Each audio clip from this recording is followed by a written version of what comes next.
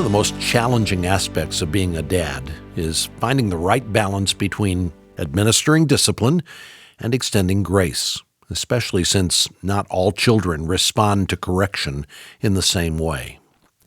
Today on Truth for Life Weekend, Alistair Begg explains how fathers can love their children without wounding their spirits.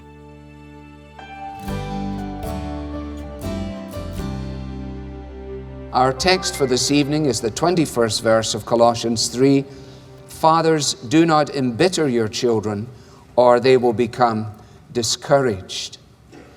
Peterson paraphrases it, parents, don't come down too hard on your children, or you'll crush their spirits. Phillips paraphrases it, fathers, do not overcorrect your children, or they will grow up feeling inferior and frustrated.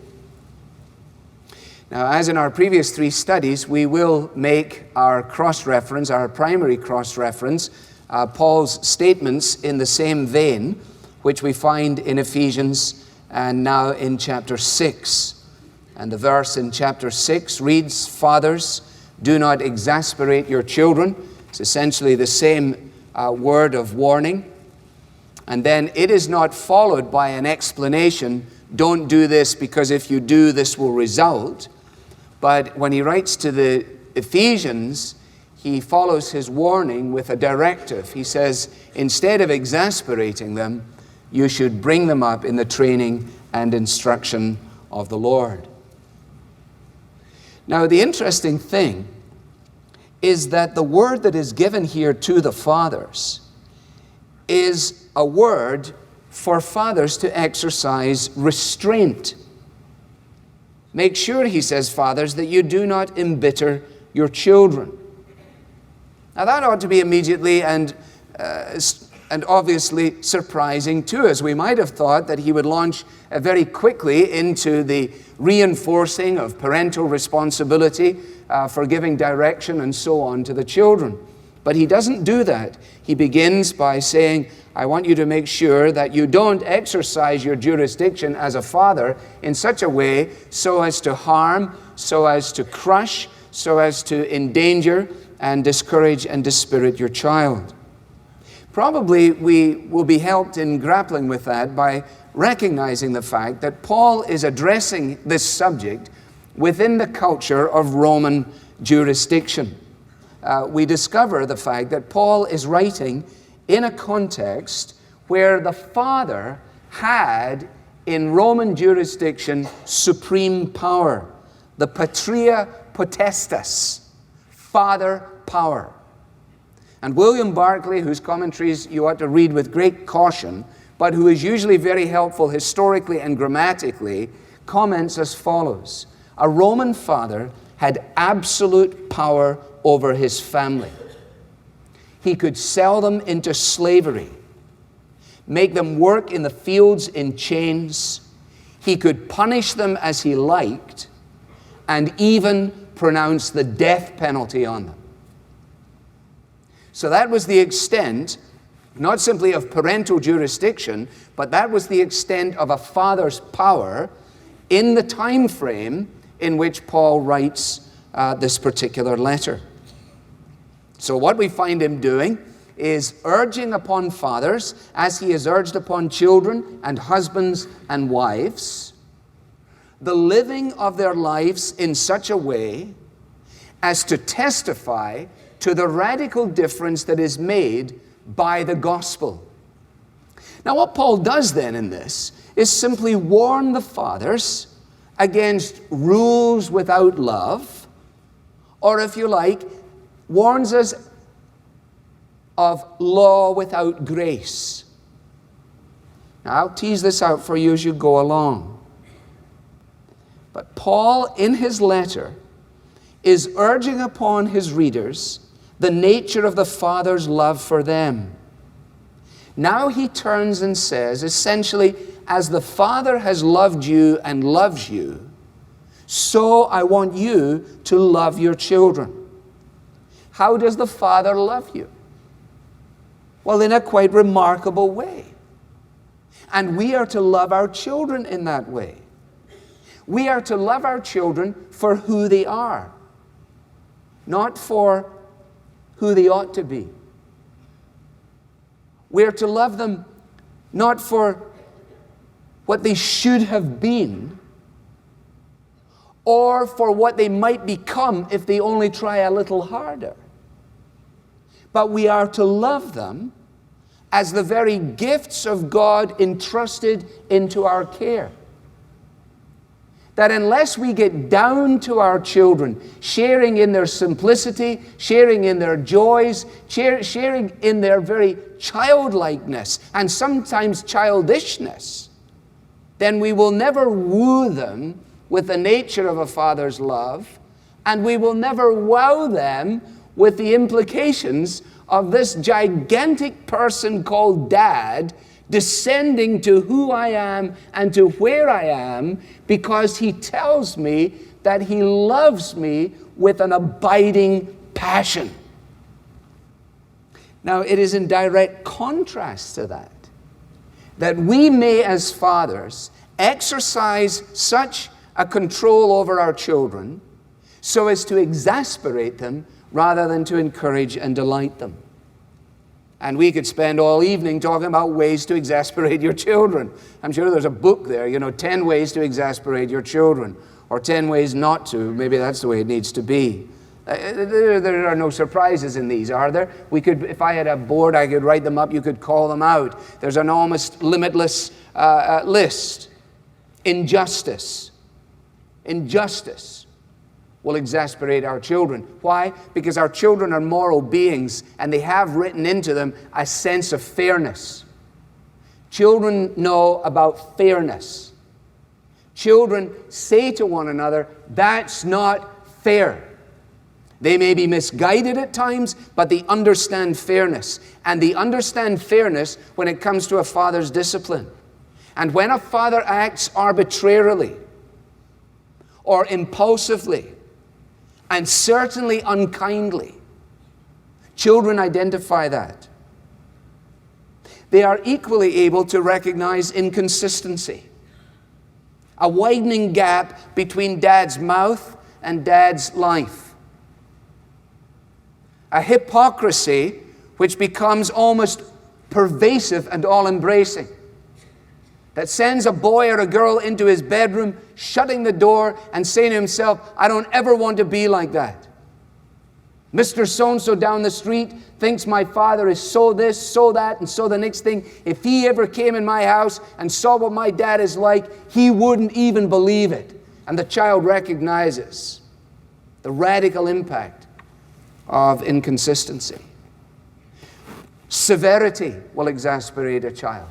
Severity.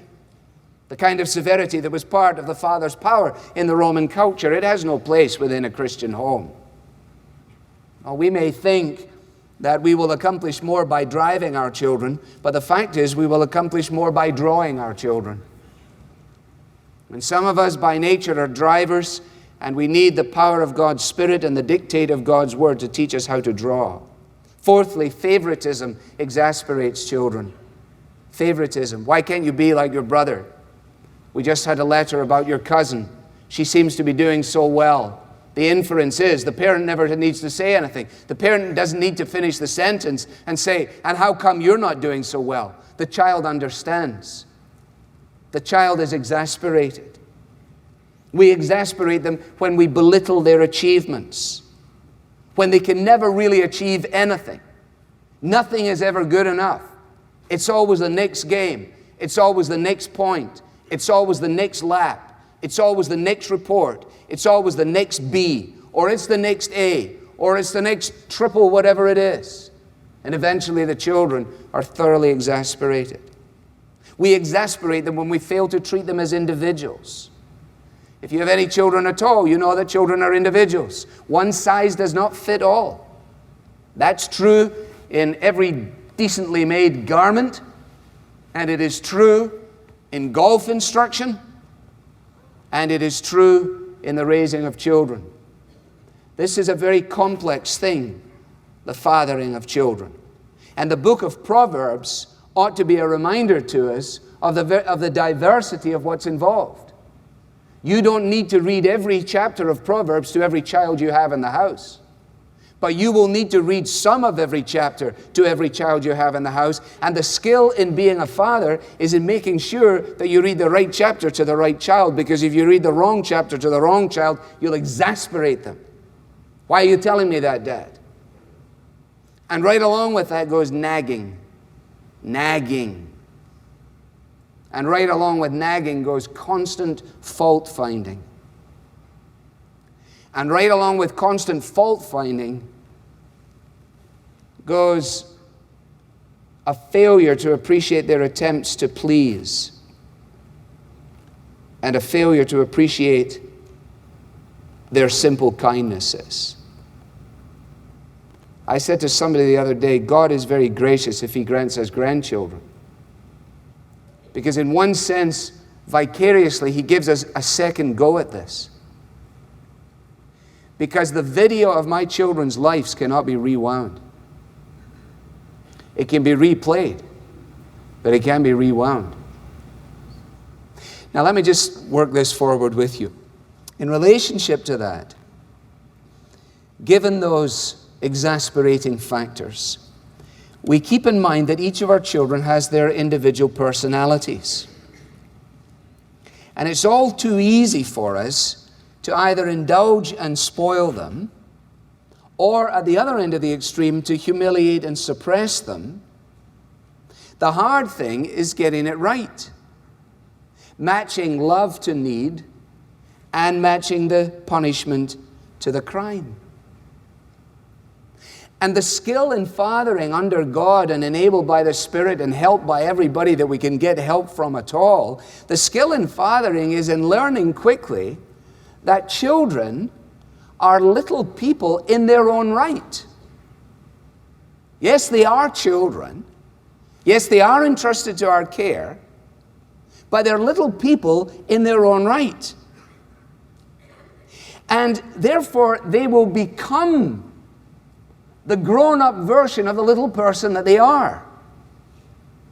And we may have accomplished very little in seeking to ensure that they become just like us.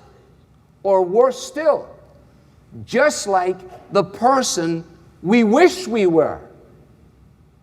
These little ones are individuals in their own right. Wise parents, says John Stott, recognize that not all the non-conforming responses of childhood deserve to be styled rebellion. Let me say that to you again. That's a great word. I wish I'd learned it earlier. Wise parents recognize that not all the non-conforming responses of childhood deserve to be styled rebellion.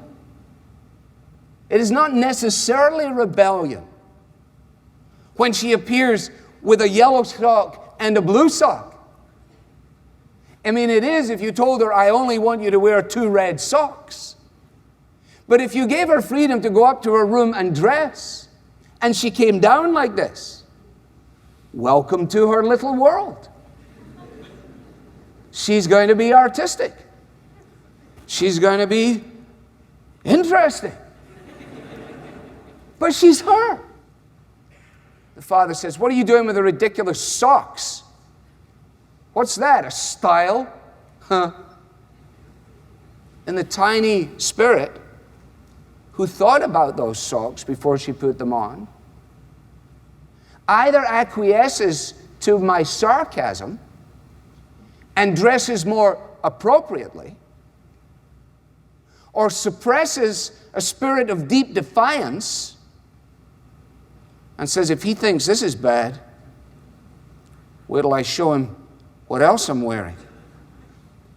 It is by experiment, this is still Stott, it is by experiment that children discover both the limits of their liberty and the quality of their parents' love. Now, obviously, Stott is not talking about the expressing of liberty beyond the bounds of moral propriety and biblical orthodoxy, if you like. He's talking within the framework of what we've just been reading in Proverbs. But what he's observing is that within that big framework, there's a tremendous amount of opportunity for self-expression. in the discovery of who this person is. We can never teach our children to ride a bicycle as long as we hold the saddle. The only way they're learning to ride a bicycle is when you let go of the saddle. And when you let go of the saddle, it's a big risk. It's a big risk for you as a parent, and it's a big risk for them as a child. But if you want to spend the rest of your life running up and down Som Center Road, holding onto the saddle of your child, then go ahead and do it. Not only will you look dumb, but your daughter or your son will never thank you for it. And people will be coming out of their houses to stand in the front yards and see you as you come by. I've never seen anything quite like this. But do you know how many fathers are essentially running behind the saddle of their son or their daughter? Either because they are unprepared to trust them, or because they are unprepared to allow them, or whatever it may be. And all under the guise, the disguise of the exercise of my fatherly intervention. No, failure here may result in our children acquiescing to our rules while actually living in a sense of disobedience, or they may in turn overreact and they become boastful and anxious in their self-assertion. Now let's remind ourselves, because I've been using parents and fathers interchangeably, let's just keep this in mind. The focus is on fathers, as grateful as we are to the part played by mothers in contemporary child rearing, an inordinate amount of responsibility given to mothers in contemporary child rearing, and as thankful as we are for it, it doesn't let us as fathers off the hook.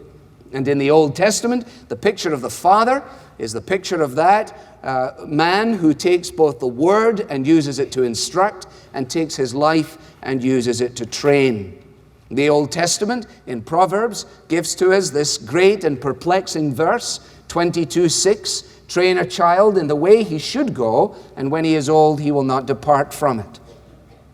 The positive side of the equation is there in Ephesians chapter 6. Don't exasperate them, because that will only crush their spirits. Instead, bring them up in the training and instruction of the Lord. Or as Peterson paraphrases it, take them by the hand and lead them in the way of the Master. I quite like that. I think you might too. Now the verb here for bringing them up is a verb which really means to nourish them. To nourish them.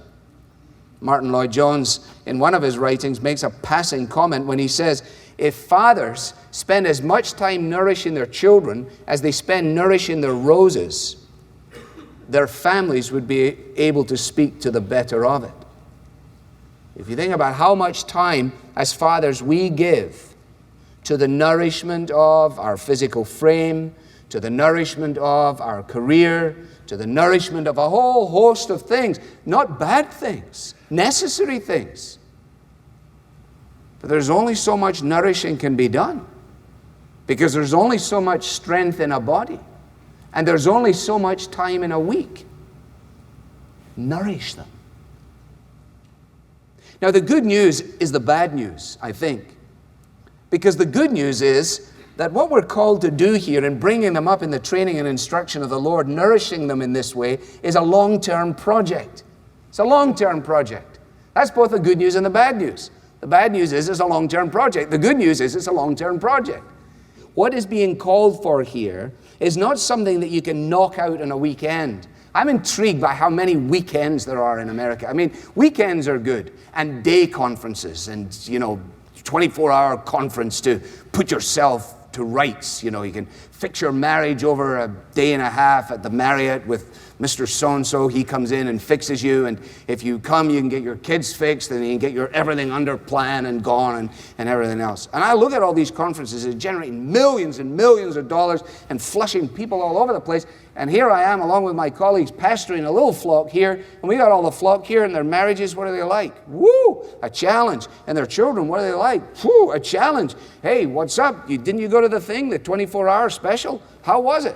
Well, it was good. What did it do? Nothing. That's exactly right. Well, it did something. Don't let's be unkind. You learned something. But it's the long haul. It's the long haul. Now, you see, remember this, because short-term gains can be deceiving. Don't start to strut your stuff, Dad, because your son is 13 and he's walking around with a giant Bible and a navy blue jacket and he thinks he's me. That's a bad role model to start with. And so And then, and I came, and so then, and so there's. I'm not impressed with that, and you shouldn't be either. You can be thankful for every gain. But don't put that on your website. Don't put a picture there. And I suggest don't put it in your Christmas letter. Says Sinclair Ferguson, I was delighted to find a compatriot here just the other day. Sinclair writes, the boasts of one Christmas letter may be the griefs of later ones. Don't blow your horn too fast. This is a long-term project. Our sons are not raised. Our daughters are not raised. The journey is not over just because they graduated from somewhere. And in some cases, kindergarten. Believe me, kindergarten was a long time past. And therefore, our short-term losses and our disappointments, of which we know a great deal, need also to be viewed in light of eternity. Yes, we're in trouble. Yes, things are not going as I hoped with my child. Yes, this is like pushing a rock up a hard place.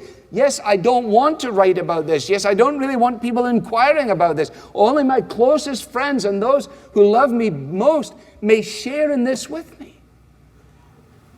You stand back from it and you realize that the phraseology here is not something knocked out in a weekend or banged out in a day conference or figured out in weeks, even months, and sometimes years. It may take a lifetime to see this come to fruition. And it may be that some of us will die and never see the fruits of what we do. And that the joy of heaven will be to discover a daughter walking across the portals. A daughter that we thought was lost and gone for good because we never saw what we expected to see when we expected to see it.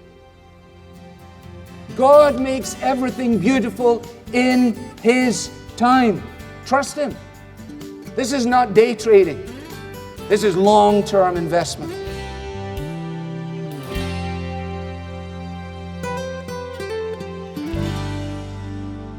As we train and raise the next generation, we are making a long-term investment. We'll continue learning about the investment we make next weekend in part 2 of this message. You're listening to Truth for Life Weekend with Alistair Begg. Well, today's message is addressed to fathers, and the timing of this message could not be better. Many of us are celebrating fathers this weekend. On behalf of all of us here at Truth for Life, we want to wish you a very happy Father's Day. If you listen to Truth for Life Weekend regularly, you know that a lot of thought is put into selecting the books that supplement Alistair's teaching, and the book we are featuring currently is a vital one. It alerts us to the fact that each of us as believers is involved in a spiritual battle, and we need God's provision. That's why we're recommending a book titled The Whole Armor of God, How Christ's Victory Strengthens Us for Spiritual Warfare. This book teaches us that Satan is indeed a very real enemy, and we don't stand a chance against him unless we are fully equipped with each piece of armor God provides. Chapter by chapter, you learn how to put on the pieces of spiritual armor, like the belt of truth or the shield of faith, how to be prepared for spiritual combat. Don't be caught off guard by spiritual attacks. Request your copy of The Whole Armor of God today by visiting truthforlife.org. I'm Bob Lepine. Thanks for listening. Join us again next weekend as we'll learn why fathers should keep loving their children even when the benefits aren't obvious. The Bible teaching of Alistair Begg is furnished by Truth for Life,